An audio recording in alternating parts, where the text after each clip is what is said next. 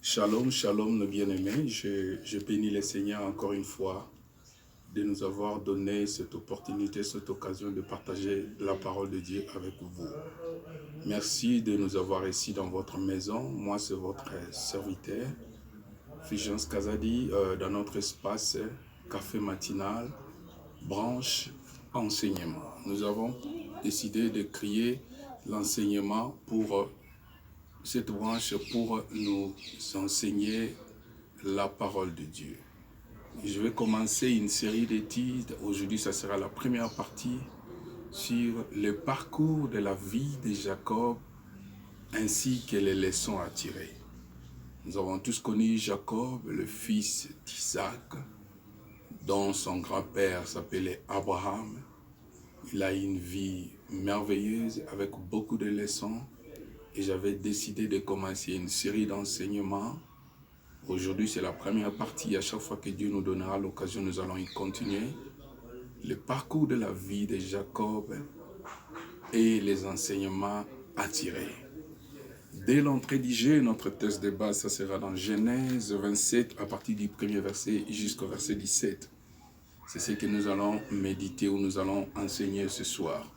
Dès l'entrée du jeu, j'aimerais vous donner la signification du mot de Jacob. En hébreu, c'est Yakobo. Et Jacob, en hébreu, c'est Yakobo, qui signifie celui qui suit. Comme les Quinois disent, les suiveurs. C'est peut-être qu'on lui a donné ce nom parce qu'il était né après son frère. Il avait attaché sa main au talon de son frère, comme vous le savez. Et c'est aussi, Jacob en hébreu, ça signifie aussi les derrière, ou encore celui qui vient après. En hébreu toujours, ses origines de ces noms, ça signifie aussi celui dont Dieu a fait grâce. C'est ça la signification de Jacob. Ça signifie aussi usurpateur, celui qui prend ce qui ne lui appartient pas, un voleur. Comme en anglais on dit 419. À qui on les appelle les men, les frappeurs, les checouleurs. Celui qui prend quelque chose qui ne lui appartient pas. Si on a une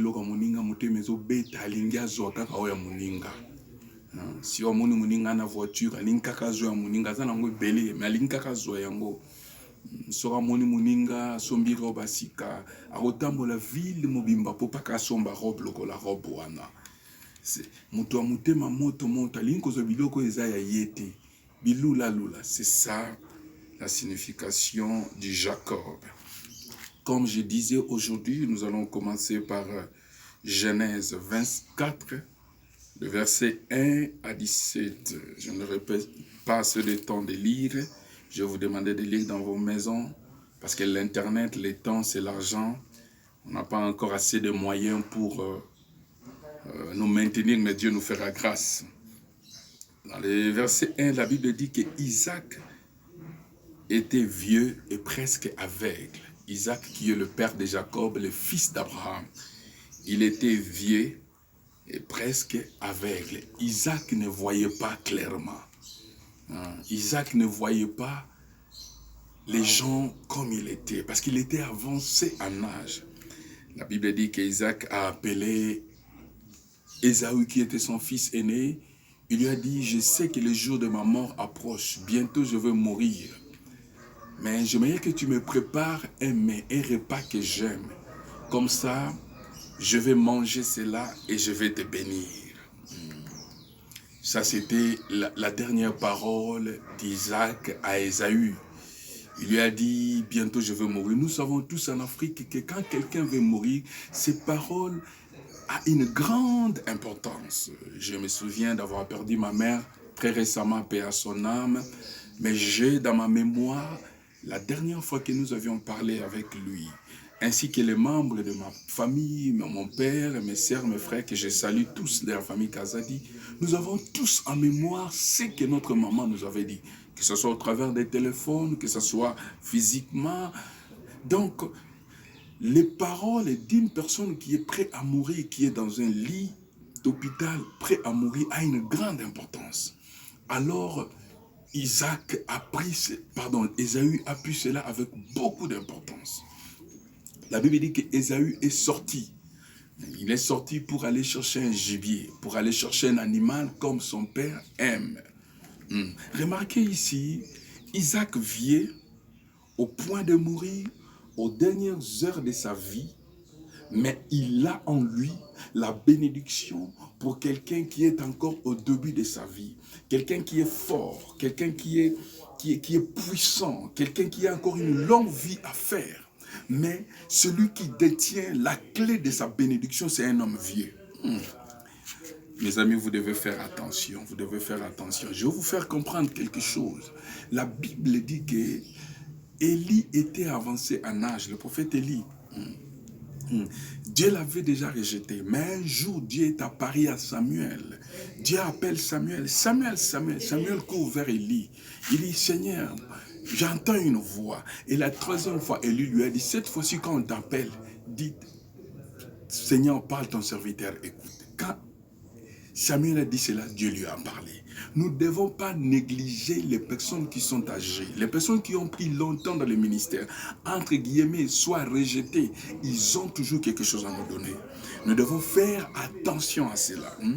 Et Isaac était déjà avancé en âge, au point de mourir, il ne voyait pas, mais il avait en lui la clé de la bénédiction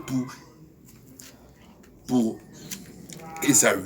Et comprenez une chose ici, quand Isaac a parlé, automatiquement Ésaü a obéi à son père. Ésaü n'a pas douté au message de son père. Ésaü a obéi à son père au point qu'il est sorti. Il est allé chercher un animal. La Bible dit, enfants, obéissez à vos parents. Écoute, il y a des enseignements qui circulent aujourd'hui. Oh, que des enfants, quand ils étaient petits, ils aimaient leurs parents, ils obéissaient à leurs parents. Mais une fois qu'ils sont devenus grands, ces parents-là, bakomi bandoki. Au Congo, quand tu es avancé en âge et que tu es pauvre, tu deviens carrément sorcier. Tout le monde te regarde avec un œil bizarre pour dire, Moto Azandoki. Écoute, la longueur de la vie dépend de l'obéissance envers vos parents. La Bible dit, obéissez à vos parents afin que vous viviez longtemps sur la terre que l'Éternel Dieu vous a donné. La Bible n'a pas dit, obéissez à vos parents seulement s'ils sont spirituels.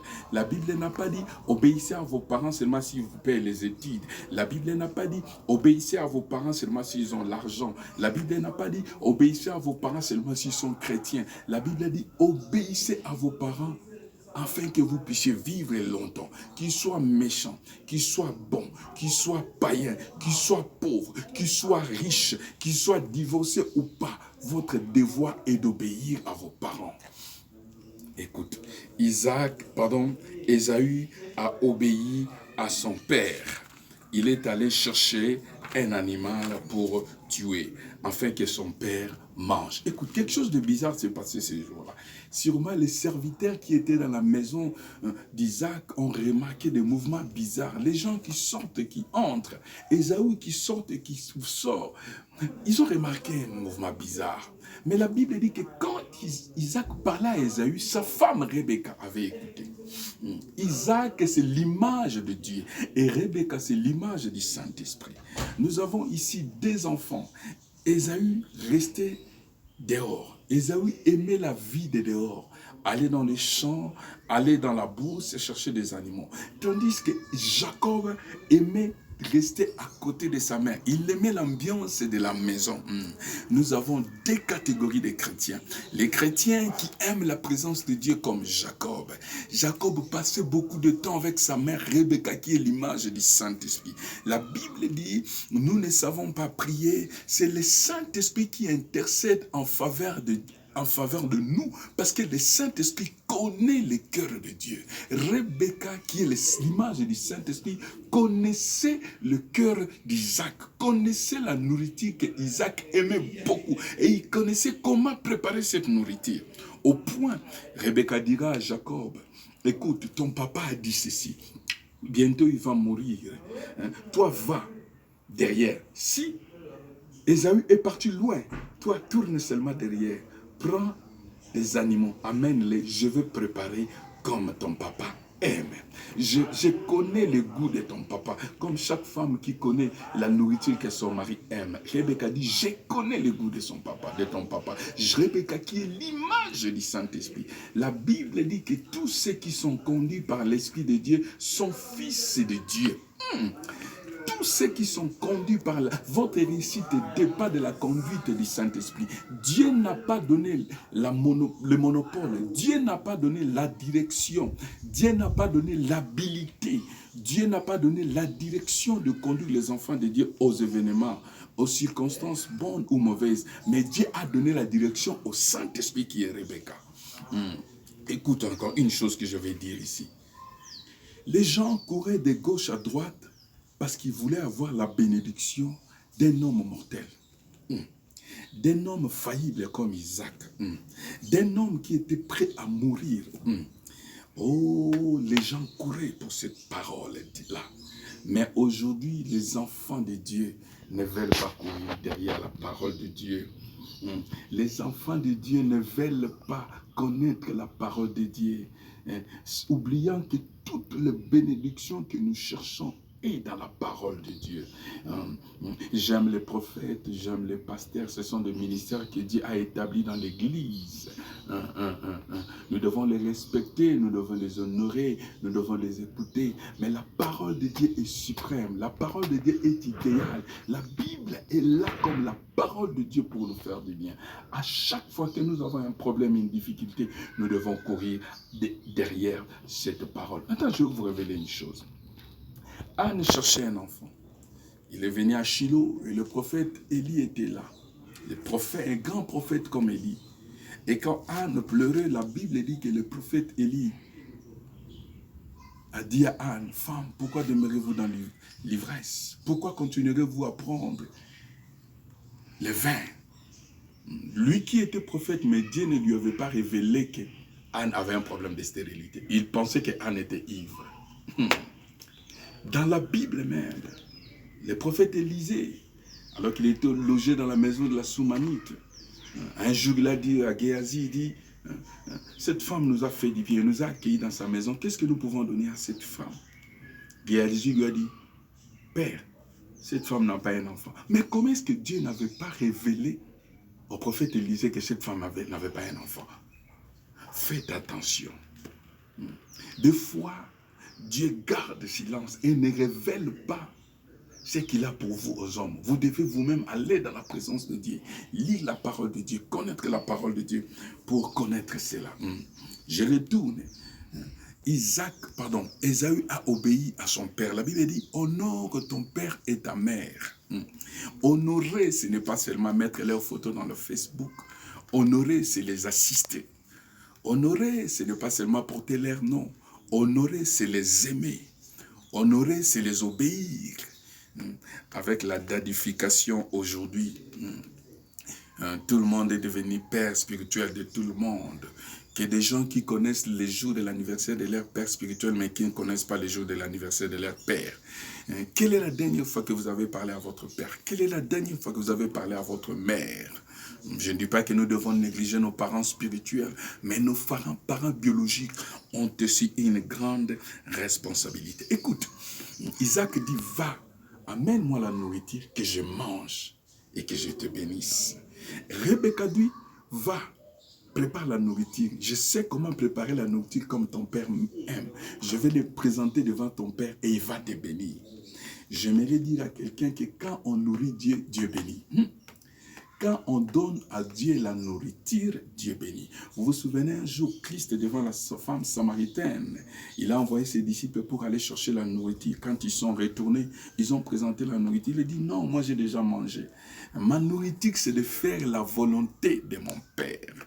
Dieu aime l'obéissance. Dieu mange l'obéissance. Quand nous obéissons à la parole de Dieu, nous nourrissons Dieu et Dieu va nous bénir. Vous vous souvenez des visiteurs qui ont visité Abraham ainsi que sa femme Lot, après avoir lavé leurs pieds, quand on les a donnés à manger, la Bible dit que Dieu dit, cacherai-je Abraham si grande chose, la destruction de Sodome et Gomorrhe, et c'est en ce moment-là que Dieu lui a même promis le fils Isaac. Pourquoi? parce qu'on lui avait donné à manger. Vous vous souvenez de la veuve de Sarepta? Dans la famine, il avait que peu de nourriture, mais il a dit, je vais d'abord nourrir la bouche de Dieu, le prophète de Dieu. Et après avoir nourri, Dieu lui a béni. Rebecca, qui est l'image du Saint-Esprit. Rebecca, qui connaît la nourriture que Dieu aime. J'aimerais encourager quelqu'un à apprendre à écouter le Saint-Esprit. J'aimerais encourager quelqu'un à apprendre à faire ce que le Saint-Esprit vous demande. J'aimerais encourager quelqu'un à marcher selon cette parole, car la bénédiction de Dieu est attachée à sa parole. La Bible dit que les cieux et la terre passeront, mais ma parole ne passera pas. Les voitures passeront, les maisons passeront, les gouvernements passeront, les riches passeront, mais la parole de Dieu ne passera pas. Quand nous nous attachons à la parole de Dieu, c'est là qu'il y aura notre bénédiction. I just finish by this one. Let God bless you. Amen.